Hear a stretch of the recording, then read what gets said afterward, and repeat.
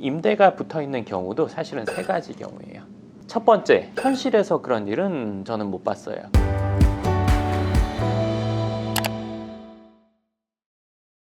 네, 반갑습니다. 황 소장입니다. 오늘은 건물을 사기 전인 분들이 걱정하는 것 중에 하나를 이야기를 해드리려고 해요. 제일 먼저기도 하고 제일 크게 걱정하는 게 공실률에 대해서 걱정을 많이 하시더라고요.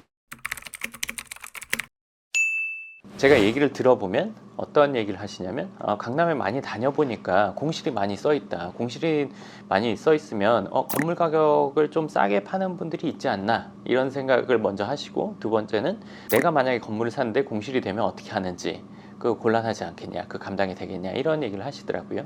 일단 첫 번째 얘기에 대해서 얘기를 해드리면 저가 지금까지 건물이 공실이 많이 나서 헐값에 매매한다, 이런 얘기는 들어본 적이 없어요. 노후가 돼서 임대가 잘 안 된다는 거는 그 건물은 결국에는 건물의 가치가 0에 수렴하고 땅의 가치로 평가받는다는 것과 같거든요. 그 말인즉슨 뭐냐면 이 건물은 철거하고 새로 지을 건물이라는 거예요. 뭐 싸게 임대를 해야 되는 상황이라고 칠게요.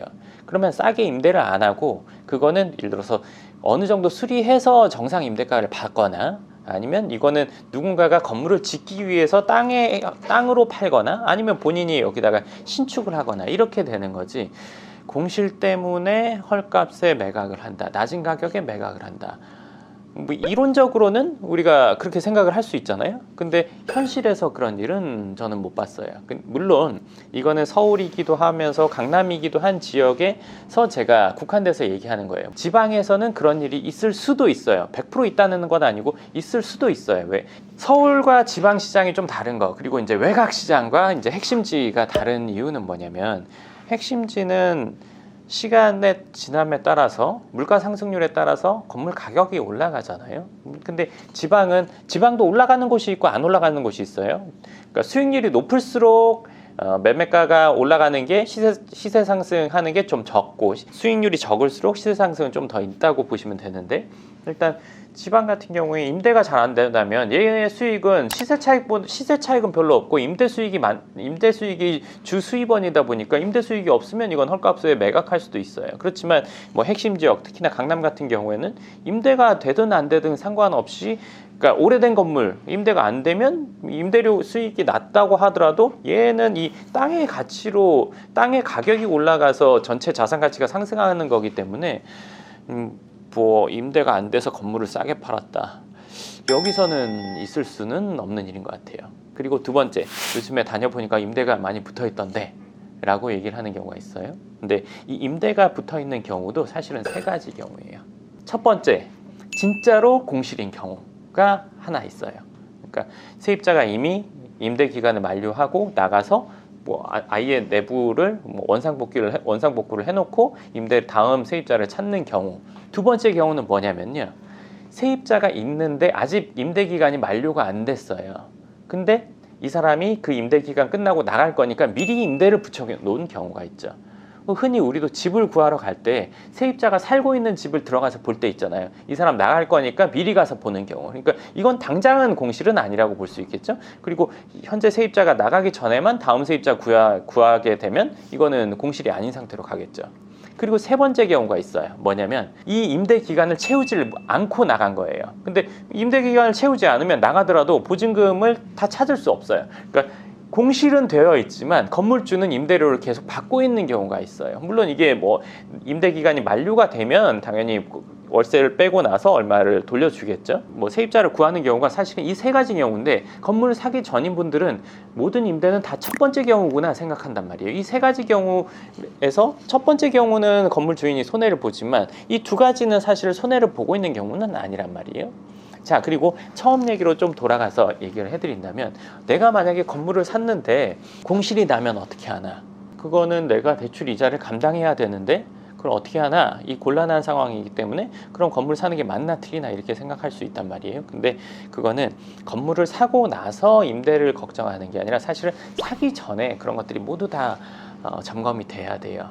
예를 들면 기존에 있는 건물을 사서 내가 그대로 세입자들을 포괄 양도 양수 받는다고 치면 기존에 있는 세입자들이 연체를 한 건 없는지, 기존 세입자가 5개월, 6개월 연체를 했어요, 만약에. 근데 그 세입자를 그대로 넘겨받아요. 그 대신 물론 세입자가 안 낸 월세만큼을 내가 현 건물주에게 덜 주고 내가 사게 되겠죠. 근데 그 세입자는 문제를 일으키고 있는 세입자이기 때문에 내가 내가 건물주인이 된다고 하더라도 지속적으로 그런 문제가 발생될 수 있어요.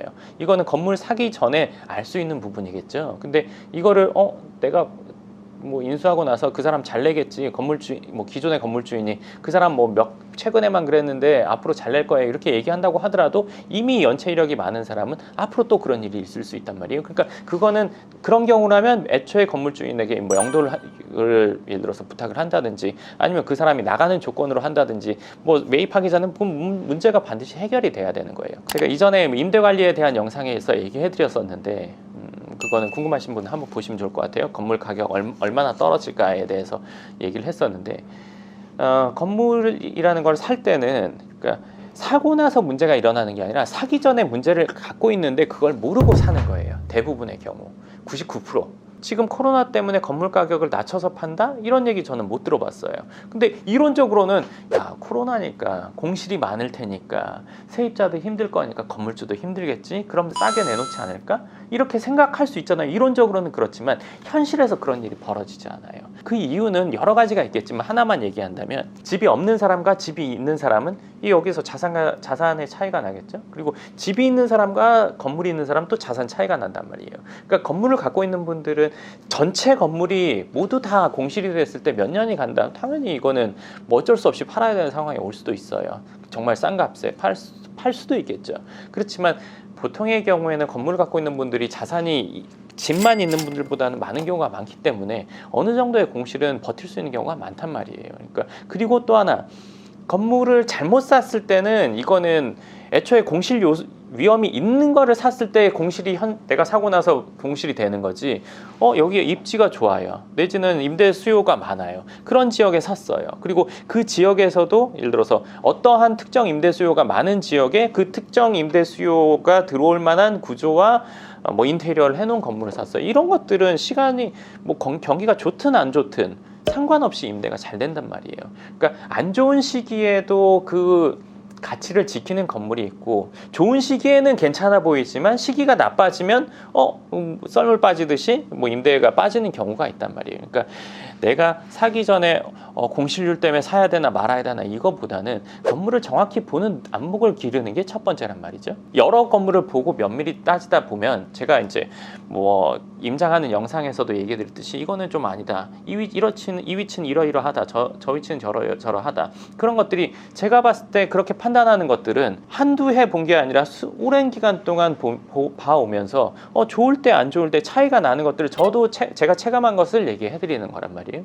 시기와 상관없이 공실이 안 될 건물을 선택하는 게 우선이지 구덕이 무서우니까 장 담그지 말자 이게 아니라는 거죠. 그러니까 우리가 걱정되는 게 있다면 오히려 더 파고들어서 면밀히 파악을 한 다음에 그런 일들이 안 일어날 만한 건물을 선택하는 게 올해 가뭄이 들 거니까 농사 짓지 말아야지 이렇게 되는 거는 어떻게 보면 지양해야 되는 자세, 지양해야 되는 거 아닐까요? 저는 그렇게 생각합니다. 오늘 건물을 사기 전에 걱정되는 것들 그리고 건물 사기 전에 궁금하신 부분에 대해서 이야기를 해드렸고요. 그러니까 실질적으로 제가 건물들을 직접 보면서 현장에서 이야기하는 것들이 궁금하시고 강남에 있는 건물이 궁금하신 분들은 저희 채널의 재생 목록에서 강남 꼬마 빌딩 섹션을 보시면 좀 더 많은 내용 보실 수 있으실 겁니다. 네, 그리고 저랑 상담이 궁금하신 분들 가끔 댓글 쓰시는데요. 연금형 부동산 연구소 검색하시면 상담할 수 있는 방법 좀 찾아볼 수 있으실 겁니다. 네, 그럼 오늘 영상 여기까지 하겠습니다. 감사합니다.